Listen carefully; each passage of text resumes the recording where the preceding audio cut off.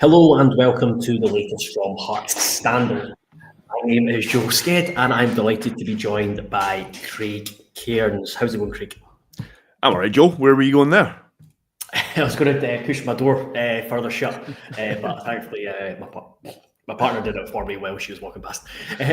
She does not want to hear me speak about Hearts. Anyway, we are here to speak about Heart Midlothian. They are 4-1 win over Brechin in the Scottish Cup last night to be the first team in the hat for the fifth round draw, which I believe takes place on Monday night after the Dundee derby.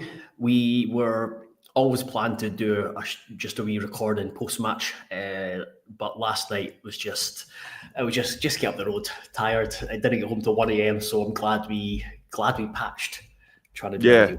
And we were sort of laughing a wee bit on the way out, saying like just as well Hearts didn't lose, because then it would have looked like sour grapes that we hadn't recorded a video. But no, we just wanted to get down the road. We had to wait a wee while for Neil Critchley and then the other interviews. So yeah, it was like you said, you got home at 1 a.m. Luckily, I didn't have quite as far to go as you, but it was a late night. Probably hear it in my voice. But you see, it's when you travel back at such a time, and I'm sure some Hearts fans would have encountered it. Is that at that time of night, just roads are closed, loads of roadworks. I don't think it just adds to your journey. But anyway. Oh yeah, it was part of the M90 or something closed. Yes, it was. So just once you came across the Queensferry crossing, then had to detour. But no one wants to hear about that. They want to hear about us talking about Hearts beating Brechin. But before we get to that, I of course have not got the sponsor message ready, but I am going to get it right now, and it is of course Good Vibe Giveaways, who are proud to sponsor Hearts Standard and offer fantastic prizes to fans of the club. Prizes change weekly and include tech, gadgets, days out, weekends away, tax-free cash, and even Oasis tickets. Get your tickets now at www.goodvibesgiveaways.com and enter your chance to spread the good vibes. So I suppose we'll just quickly, briefly, just an overview of the game. And thankfully, Hearts are into the hat, but there were very, very few good vibes about that first half to begin with. I mean, Ben Olden says, I was there last night. First half was unbelievably horrific. You let them play football and I messed about too much. Second half was very professional and a lot better. I would kind of agree with that assessment. I think that's quite a good way to sum up. And but also he said didn't care about domination, just wanted to win and get our name in the hat. And thankfully we got that. So that was the overriding aim of last night. Certainly was, yeah. And we kind of sort of disagreed with Critchley's assessment a little bit. I don't know whether I'm sort of trying to understand what he's saying more or whether playing devil's advocate. But either way, I think maybe what he was trying to say was that I don't think he was trying to argue against that Hearts were poor in the first half, or even that Brechin maybe even shaded it. But I think what he was maybe trying to say was over the course of the 90 minutes, Hearts thoroughly deserved their win, and you can get starts to matches like that in games against, even if it's a team from the Highland League. They can go toe-to-toe with you for a period in the game. The pitch was a little bit of a leveler as well, I would say. But I think the worrying thing from a Hearts point of view in that first half is that there was very little times where Hearts controlled it. They controlled the entire second half, and they didn't really have that in the first half. And the goal that Brechin score, okay, it's a poor clearance from McCart, but even when the guy gets the ball, if he's going to lash it in, if the centre half is going to lash it in, the backup centre half is going to lash it in from there, in off the post, you just have to take your hat off to it. I think the damning thing from a Hearts point of view was you couldn't really grumble with it at that point. No. It wasn't as if it was Brechin's only foray up the pitch or only chance. They had given Hearts a couple of scares, and they had for 30 or 35 minutes, you wondered whether it was going to be another Brora. Yes, yeah, yeah, I did. I put it in my chat with my pals, and just for confirmation, just for clarification, that losing to Brechin would be worse than losing to Brora. Just to make sure that we were all on the same page. But yeah, my biggest issue was Brechin. I don't want to say Hearts were spooked, but I don't think I think Hearts Brechin treated it a bit more like a cup game than Hearts, and it was just Brechin were really intense. They were really physical. They're aggressive. They played when they could, and then they maybe had to knock it in behind if they felt that that's what they needed to do. But in all aspects of the game, they were better. They were better out of possession. They were better in possession. They were better controlling having control of the game. They were better putting Hearts under pressure.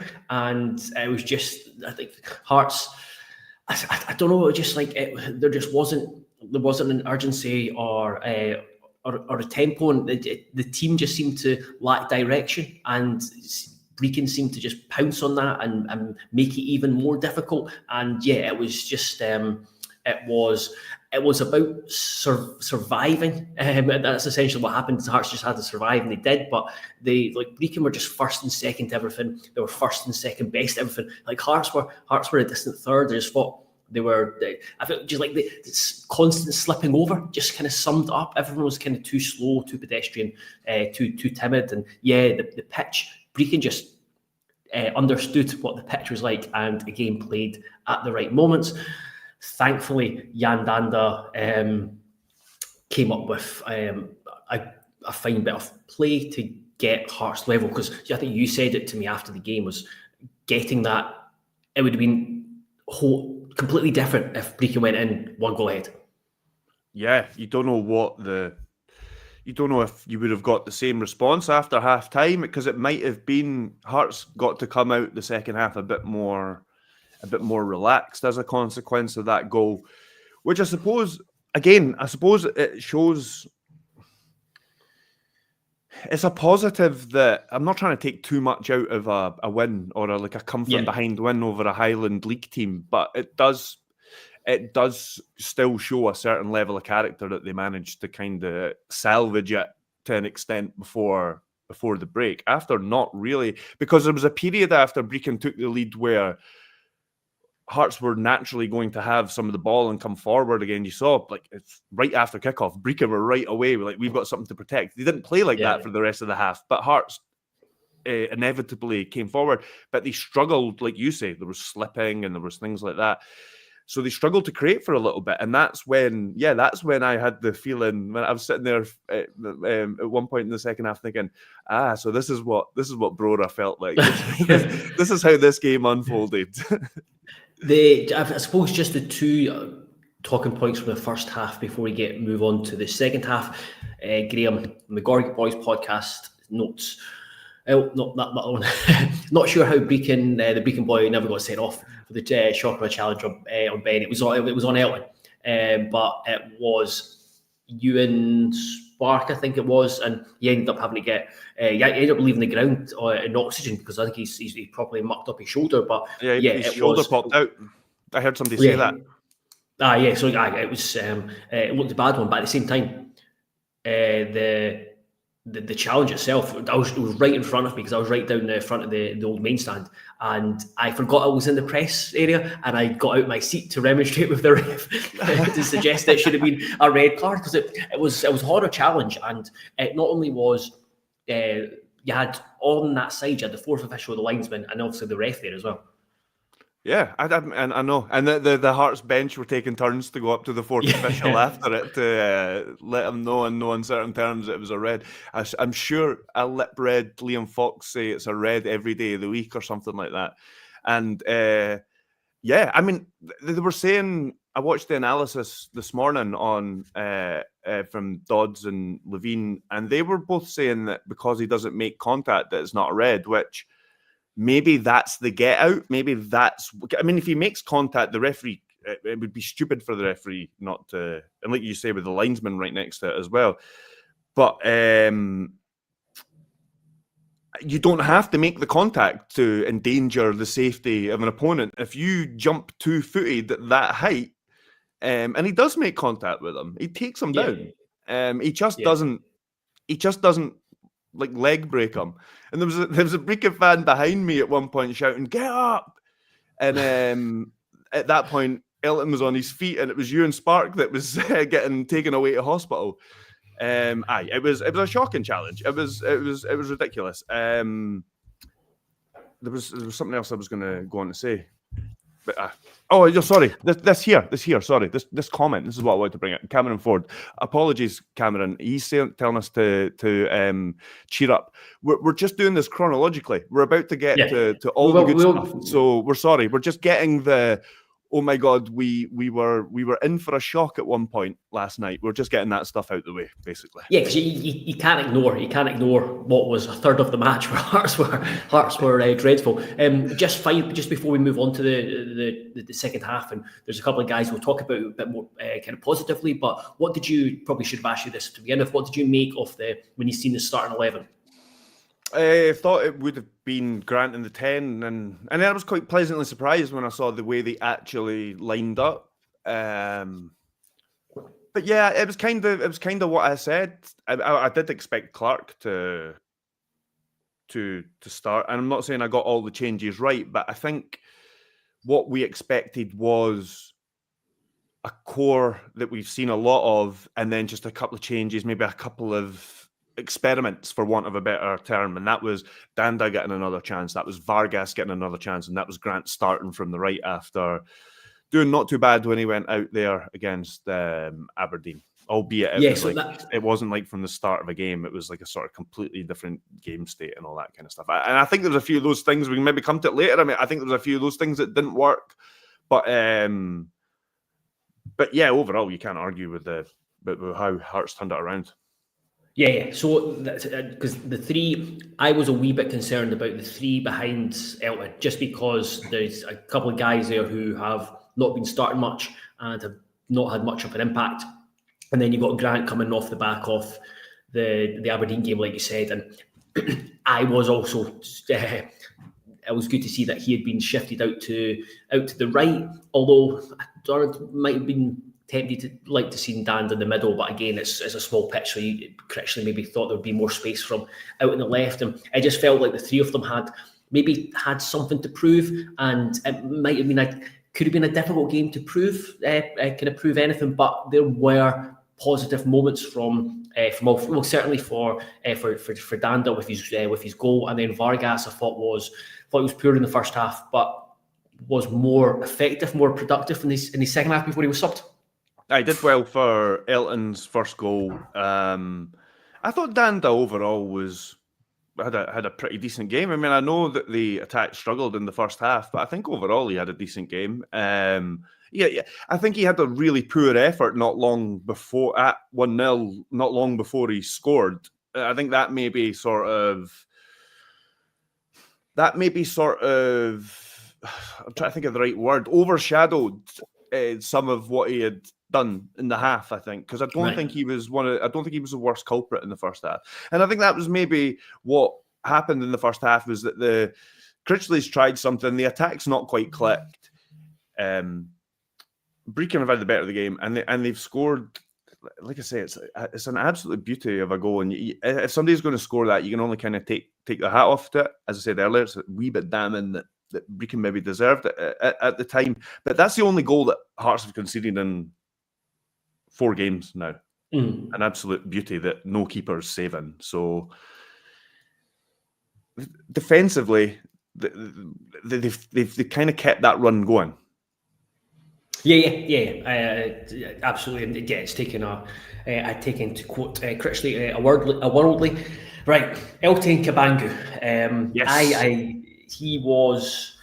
I think he cut a frustrated figure in the first half, but I think we've seen, yes, you need to temper it slightly, that it's a Highland League side, but I think we've seen a lot of encouragement from his first start, and the two massive positives are he's got 90 minutes under his belt after not playing regularly for a couple of 18 months, and he's off the mark straight away for a couple of goals. So straight away you're looking 2 appearances, 2 goals, and you're just hoping that that just gives him loads of confidence and starts building momentum. What did you make of his performance? Just to add to what you've said there quickly, first, he also looked pretty good when he came off the bench against Aberdeen. So it's not like it's just this game against Brechin that we're looking at. I mean, he has Hearts' best attempt on goal other than the penalty in that game with his first touch. He gets in space, in the place to be there on the end of a couple other balls into the box in that game as well. So yes, we've been impressed with what we've seen of him so far. Like you say, the caveat, the level of opposition. But I did like his instinct with his goals. He showed good instincts, and I liked how he looked like he wanted to form a partnership with who he was playing with. Like he wanted to G up Vargas and Wilson. He wanted to high five them every time they sort of linked well together. Or Kabangu made sure he appreciated the ball from Wilson for his second goal, for instance. He sought him out and showed his appreciation for it. And I did notice a little bit of debate about Kabangu's performance online today, as there's some people questioning whether he was good or not. For instance, you've praised him, said he looked good. Barry Anderson praised him, but I've seen some people say and some people replying that he wasn't that good. I wonder whether, do you think maybe there was Can I just come in on certainly the replies to me in terms of folks saying he wasn't very good were all Hibs fans. Right, no, but I thought maybe there was 1 or 2 Hearts ones. There was Hibs ones in there, like one saying, "Oh, all of a sudden he's the second coming of Haaland." Nobody said that. Nobody said that. I know. Just said he scored 2 goals against Brechin. So I wonder whether there's maybe a difference between at the match and on television, because the first half, it's easy to look at that first half and say he didn't touch the ball, but he made a lot of runs and got frustrated that he made a lot of good runs, and not once did they send him in behind to run, to test, to get those Brechin defenders running towards their own goal. Vargas was guilty of it a couple of times. There was other players as well, but Vargas especially, I remember a couple of times Kabangu getting frustrated with him. The second half, that happened a lot more. One of the first things Hearts did in the second half was to send the ball over the top, and Kabangu chased. And I think it led to a throw-in or something. And Hearts kept pressure on that entire half. So, yeah, I wonder whether there was maybe like a difference of opinion depending on whether you were at the game or whether you watched them on television. Because, yeah, he was probably anonymous in that first half. It felt in the second half that he was involved in everything. Mm-hmm. Whether it was the ball going, I think you mentioned Penrith was far more involved going forward the second half, and even when Penrith was getting forward, Elton was breaking, like really getting into the 6-yard box and getting himself in a position where the ball could fall. And again, like Graham says, his movement was really good. Link-up play was decent as well, and it was going what you said about forming a partnership. We spoke to him after the game last night. That will go out on Sunday night or Monday, whenever it goes out. But he did talk about. He talked about Wilson. When he came on, like it was like he praised Wilson. Wilson could take himself a shot, pass it to him. So he was keen to mention his strike partners, and he seems quite a mature, level-headed, intelligent guy, and I think that shows in how he plays as well. I just bringing in a comment from away up in Gorgie. I'll get your opinion on this. Do you think Wilson will come back in next week and play alongside him, or if Shanklin's fit, do you think there's Critchley goes Shankland and Kabangu? I think that I think he was probably looking for somebody to give him a selection headache next week, or to make him choose between Wilson and somebody else. But I think Wilson will probably come back in. I think he'll probably want to try that at home. You've seen Wilson's Wilson's.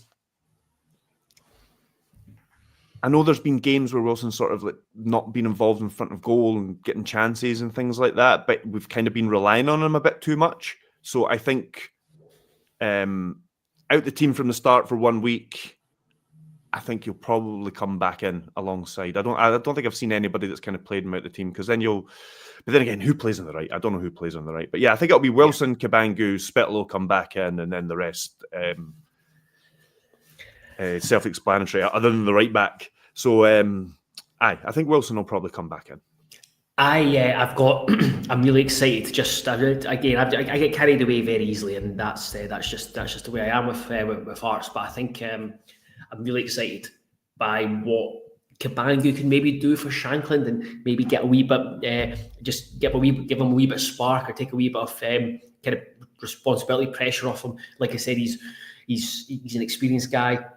Shankland, so it's not like Shankland is playing up front with Wilson, where Wilson's just finding his feet at this level, or he's up front in his own. There's all the pressure and responsibilities on his shoulders. So yeah, that's what I'm really excited by, to see what he can spark from Shankland. I think that it'll probably be. There'll be games, for instance, at home to Kilmarnock, I think he'll want to play two strikers. So I think there'll be games where he goes two striker, and then there'll be games where he goes with a 4-2-3-1, maybe like certain away games and things like that, and Shankland will be more suited to. So when he does want more of a sort of target man option, because with the best will in the world, that's not really Wilson's game. And just to kind of finish off on Kabangu, I agree with you. I'm kind of excited. I think he just looks like a player. We're going on a small amount of evidence here, but he looks like a player. If he continues to play like that, he looks, and he comes from like a sort of decent pedigree as well. So I think if he's not a success, it'll be Hearts' fault. I think he looks like a player. I'm not saying he's definitely going to be a success, but I think if he isn't a success, it'll probably be because the club, still hasn't sorted itself out, or hasn't used him properly, or something like that. He looks like he's a good player. Yeah, absolutely. And there's I should have a piece going out on Monday. I spoke to his coach from Willem II when he had his best spell for the Dutch side before he moved to USG. So he provided a wee bit of insight on Kabangu. So that should hopefully be going up on Monday. I suppose the last thing we'll say about the game itself is Gerald Taylor. Just a quick mention, he came back. It was just good to see him come back, and it was for the injury he had. My word, what a recovery! Yeah, exactly. And to come back on in that pitch when those Brechin players are throwing themselves about in the manner that they were. But he did play a very sort of reserved game, and the game was kind of done at that point as well. So it was very much. He was getting a feel for the ball and passing it back inside and things like that. He wasn't overexerting himself. But yeah, brilliant to see him back, because similar with Wilson, you don't want to be too over-reliant on Forrester, and maybe Critchley has had to be a wee bit more than he would ideally have wanted to. But at the same time, it's a great experience for the guy. And Taylor gives you a bit of a more sort of forward-thinking option. I mean, we saw some of his drawbacks earlier in the season, but we also saw Stephen Naismith try to use him very, very aggressively in an attacking sense. So who knows what the plan is now for Critchley? Critchley's obviously got completely different ideas. He'll be very well aware of what he can and can't do, and it might be that he wants another Penrice type on that side. We'll see. But if he can get him flying like the way he was when he hit his peaks earlier in the season, then that's a very exciting prospect, having an on-form Taylor on one side and Penrice on the other. Yeah, absolutely. I completely agree. And you look at Taylor and you look at, yes, he was maybe inconsistent, erratic, what we want to say, but you look at his ceiling that we saw against Rangers and Celtic. His ceiling is really, really encouraging. I was about to leave it there, but I'll just address one or two questions in the comments. So Dave123 asks, any other signings rumoured bar C, centre back and winger from Kazakhstan? At the moment, I hope not, just because both Craig and I want to have a chill weekend, so nothing. Nothing. There pops was up. something in another paper today about I can't remember what his title is, but like the technical director or whatever it is at Toball, saying that Hearts have, I'm not meaning this to rhyme, put in a lowball offer for. So that emerged yesterday. That was it, right? Sorry, that came out yesterday. Yeah, I didn't see that yesterday. I just saw it I just saw it today. Basically, I think it was.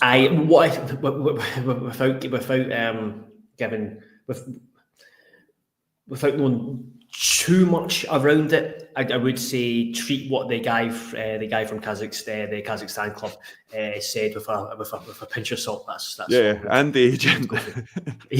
It's one of those where like negotiations, two sides to the story, etc., etc. But no, Dave. At the moment, Hearts are keen to add. I think Andrew McKinley confirmed it yesterday. I'm keen to add a couple more. I don't know if that's a couple more on top of a winger, but as we've said, they're really keen to bring in preferably a left-footed winger and who's quick. Beyond that, I know that they've got their targets. They'll be speaking to targets. Ideally for Hearts, that these targets don't come out in the press because it makes their life easier and it doesn't alert others. So that's why Hearts are very keen to keep it in-house, and especially this weekend, if they keep it in-house, then it makes it, and if there's no leaks, it makes our lives a lot easier. And Cameron Ford, I heard anything about advanced talks with a Northern European winger? Not heard any of that. Chris White asked, which players do you think might leave in the window? Permanent moves rather than loans. This is always a difficult one. There's definitely players within the squad who are available, and Hearts would be happy, not like happy, but accept that they've not got a big place in Neil Critch's plans, and will. It looks at Oda and Mackay and players like that. You'd had Oda, Barry Mackay, and I think there might be potentially a couple more who could be surprise exits or leave and might raise a few eyebrows. But at the moment, I don't think there's anything too concrete. And finally, Graham asked, when Steinvinder comes in, do you think we switch to back three, or does he replace if we stick to the back four? When he signs, we'll have a podcast on him with Tom Irving next week, but I believe he is. It'll be very much a back four. I'd be surprised if there was a big switch. I think maybe if there's a game which warrants a switch to back three, then yes. But I think Steinvinder, I wouldn't be surprised if you just see him in bits and bobs in the second half of the season. He kind of adapts to the league and then becomes more prominent next season. But beyond that, yeah, I'm not sure when we will be back. All I can say is thank goodness that Hearts are in the Scottish Cup draw on Friday night after that. And like you say, first, that's got to count for something. Yeah. Hopefully, I'm sure we'll get. Hibs are always going on about being first at things, aren't they? Yeah, floodlights Europe or whatever. But yes, we will no doubt be drawn away to Celtic come Monday night. We'll find that out then. When we'll be back, I'm not too sure. Craig, you are going to take some time, much deserved time off. So we are just going to play it by ear. Whether that means coming back on Monday, Tuesday, whenever, but we will be back at some point next week. And yeah, I hope everyone has a wonderful weekend without any football today or tomorrow. And yeah, have a good week and catch you guys at another time. Goodbye.